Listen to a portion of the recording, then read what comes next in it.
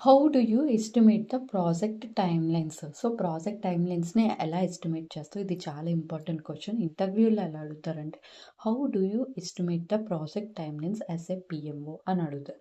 So, అలా అడిగినప్పుడు 10 points ఉన్నాయి. ఫస్ట్ పాయింట్ ఏంటి? Understanding the project scope. మన ప్రాజెక్ట్‌లోని ఏం వర్క్ అనేది జరుగుతాదో ఫస్ట్ మనం స్కోప్ ఐడెంటిఫై చేసి దాన్ని అండర్‌స్టాండ్ చేసుకొని ఏది డెలివర్ చేయాలి? ఏ features and tools, machines, resources utilize చేసి వర్క్ అనేది కంప్లీట్ చేయాలి. అట్ లాస్ట్ ఏది అవుట్‌కమ్ ఇవ్వాలి ఫస్ట్ మనం ఐడెంటిఫై చేయాలి. దాంతో పాటు స్టేక్ హోల్డర్స్ ఎవరు ఇన్వాల్వ్ అవుతారు, ప్రాజెక్ట్ రిక్వైర్మెంట్స్ ఏంటి, కన్‌స్ట్రెయింట్స్ ఏంటి, అసంప్షన్స్ ఏంటి అన్నీ కూడా చెక్ చేసుకొని అప్పుడు మనం ఫస్ట్ స్కోప్‌ని క్లియర్‌గా అండర్‌స్టాండ్ చేసుకోవాలి. This is the first point. And the second point ఏంటే creating the work breakdown structure. So, మన ప్రాజెక్ట్‌లోని యాక్చువల్‌గా వర్క్‌ని కంప్లీట్‌గా స్మాలర్ మేనేజబుల్ టాస్క్ కింద, ఫేసెస్ కింద బ్రేక్ డౌన్ చేయాలి. This is the second step. ఎలా బ్రేక్ డౌన్ చేస్తామంటే ఎంటైర్ స్కోప్‌ని 5 స్టేజెస్ కింద డివైడ్ చేయాలి. Initiation, planning, execution, monitoring and controlling and closing phase. ప్రతి ఫేజ్‌లో కూడా సబ్ టాస్క్స్ ఉంటాయి.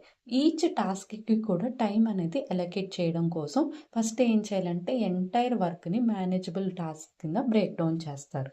అండ్ ఆల్సో ఇలా చేయడం వల్ల మనం ఏ ఇంపార్టెంట్ టాస్క్ కూడా మనం మిస్ అవ్వం. This is the second point. And third point ఏంటి? Estimating the effect for each task. అంటే ప్రతి సబ్ టాస్క్‌కి కూడా ఎంత టైం అవుతుంది? Whether it is in hours, whether it is in days, whether it is in weeks, based on the complexity of the work, based on the resource availability, based on the resource skills, based on the availability tools. Project managers ఏం చేస్తారంటే estimate చేస్తారు. ఎలా estimate చేస్తారంటే by using the different techniques. ప్రతి టాస్క్‌కి కూడా time allocate చేయడానికి కొన్ని techniques use చేస్తారు. ఫస్ట్ టెక్నిక్ ఏంటంటే ఎక్స్‌పర్ట్ జడ్జ్‌మెంట్. అంటే ఏంటి? Asking the experienced team members for insights. అంటే ఆల్రెడీ వర్క్ చేసిన ఎక్స్‌పీరియన్స్‌డ్ సీనియర్ మేనేజ్మెంట్ టీమ్ మెంబర్స్‌తో మాట్లాడి ఎన్ని అవర్స్ పడతాదో ఎస్టిమేట్ చేస్తారు. ఇది ఒక technique. And the second technique ఏంటి? ఎనలాగస్ ఎస్టిమేషన్ అంటే ఏంటి? Comparing with the similar past projects. Already complete అయిన పాస్ట్ ప్రాజెక్ట్స్ ఉంటాయి కదా! సేమ్ ఇలాంటి వర్క్ టైప్ ఆ పాస్ట్ ప్రాజెక్ట్స్‌ని కంపారిజన్ చేస్తారు. This is the second step. And the third one ఏంటి? 3 point estimation method. Considering the best care, worst care, most likely duration. అంటే ఏంటి? 3 points method.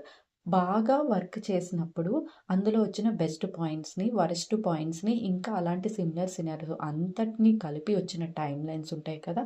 వాటన్నిటిని కూడా కన్సిడర్ చేసి దాన్ని 3 పాయింట్ ఎస్టిమేషన్ మెథడ్ అనేది యూజ్ చేస్తారు. And the third and the fourth one is the parametric estimation. Parametric estimation అంటే by using the formula based on the productivity rates. This method helps improve the accuracy, reducing the risk over or under estimating the timelines.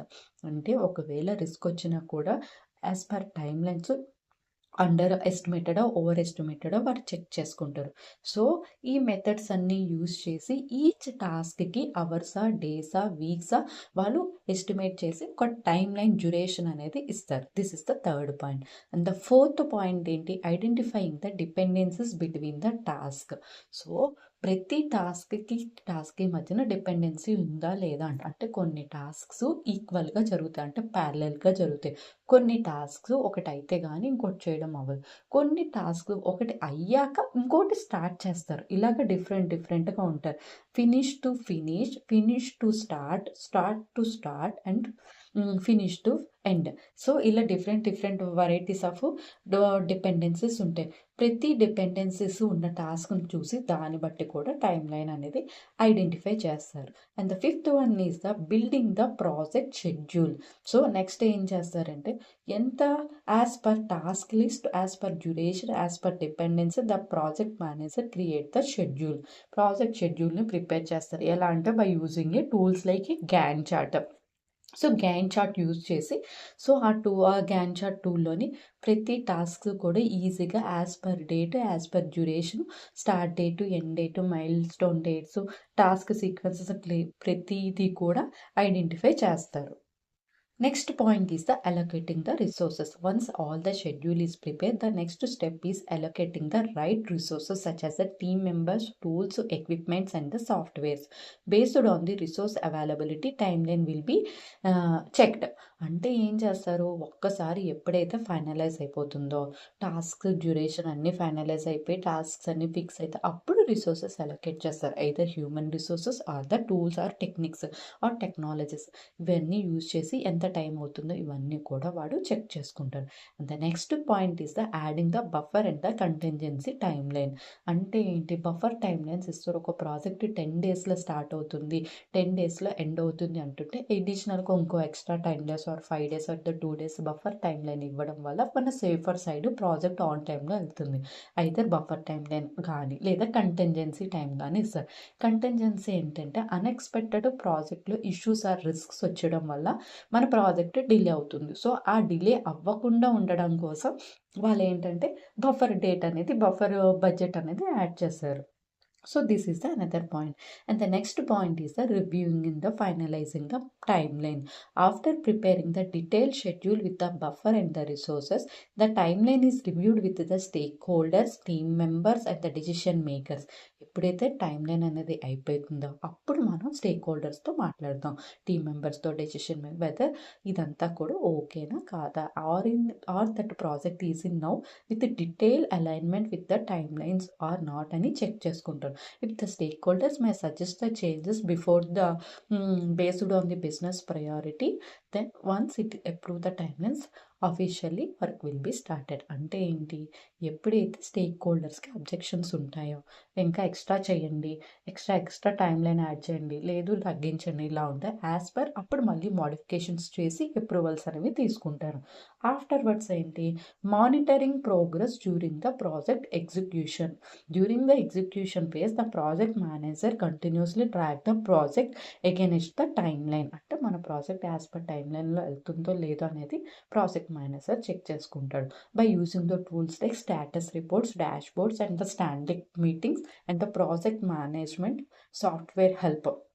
అంటే ఎలా అంటే ఎలా as per reports, project start అయ్యాక project status reports, dashboards, daily standup meetings, risk and issue reports అన్నీ కూడా maintain చేసి check చేసుకొని project manager execution phase నుండి మానిటర్ చేయడం అనేది స్టార్ట్ అవుతుంది.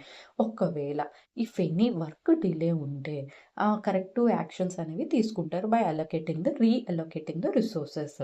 Out side resources or internal రిసోర్సెస్ని తీసుకొని ఆ డిపెండెన్సీస్ ఏమైనా ఉన్నా కూడా దాన్ని అడ్జస్ట్ చేసి అండ్ ప్రాజెక్ట్ ప్రోగ్రెస్ని కూడా ఫాస్ట్ ట్రాక్గా చేసి అండ్ అలైన్మెంట్గా పెడతారు. And the final step is the closing the project and evaluating the timeline performance. At project closure the final timeline is compare with the planned schedule to evaluate the performance. So closing దగ్గరకు వచ్చేటప్పటికి project యొక్క time లైన్ని ఎలా handle చేస్తారంటే, project అంతా start చేసేటప్పుడు ఒక initial planned time line పెట్టుకుంటారు కదా, అయ్యేటప్పటికి యాక్చువల్ టైం లైన్ వేరేగా ఉంటుంది. సో రెండు కూడా కంపారిజన్ చేసుకుంటారు. యాజ్ పర్ టైం లైన్ వెళ్తుందా, యాజ్ పర్ పెర్ఫార్మెన్స్ వెళ్తుందా, ఇఫ్ ఎనీ వేరియేషన్ ఉందా, ఇదంతా కూడా క్లోజింగ్ ఫేజ్లో జరుగుతుంది. The team reviews what caused delays, what worked well and how future estimation will be improved. Next ఏం చేస్తారు, టీమ్ అనేది వాళ్ళు రెట్రోస్పెక్టివ్ సెక్షన్స్ అనేది పెట్టుకుంటారు. అంటే what went wrong, what went well, what need to be improved for future projects. అంటే ఫ్యూచర్లో వచ్చే ప్రాజెక్ట్స్కి ఎలాంటి ఇంప్రూవ్మెంట్స్ చేసుకోవాలి, దేనివల్ల మన కరెంట్ ప్రాజెక్ట్ డిలే అయింది, ఏమైనా ఎర్రర్స్ ఉన్నాయి, అన్నీ కూడా నోట్ చేసుకొని and this become a part of the lesson learn. ఒక లెసన్ లర్న్ అనేది డాక్యుమెంట్ ప్రిపేర్ చేసుకోండి which helps the make the better time line productions in upcoming projects. And also closing also the involves the final approvals, documents and also release of the resources. So ఫైనల్గా project close అయ్యేటప్పటికి మంచి approvals తీసుకుంటారు, documents అన్నీ కూడా ఉన్నాయో లేవో check చేసుకొని and also అయిపోయాక రిసోర్సెస్ని రిలీజ్ చేసేస్తారు. అన్నీ కూడా యాజ్ పర్ రికార్డ్ మెయింటైన్ చేస్తారు. For project closure needs the organization gains the value for time line estimate experience. So దీని పరంగా మనకి ఎంత టైం లైన్ పడుతుంది ప్రాజెక్ట్ స్టార్టింగ్ నుండి క్లోజింగ్ వరకు, ఈ రకంగా ప్రాజెక్ట్ మేనేజర్స్ ఐడెంటిఫై చేసి టైం లైన్ అనేది ఎస్టిమేట్ చేస్తారు. So these are all the 10 steps involved in the time line estimation of a project. ఇంకా ఏమైనా డౌట్స్ ఉంటే క్లియర్‌గా ఎక్స్‌ప్లెయిన్ చేశాను. కింద కామెంట్ బాక్స్‌లో మెన్షన్ చేయండి. ఈ వీడియో మీకు నచ్చితే లైక్ చేయండి, షేర్ చేయండి, సబ్స్క్రైబ్ చేయండి. Thank you.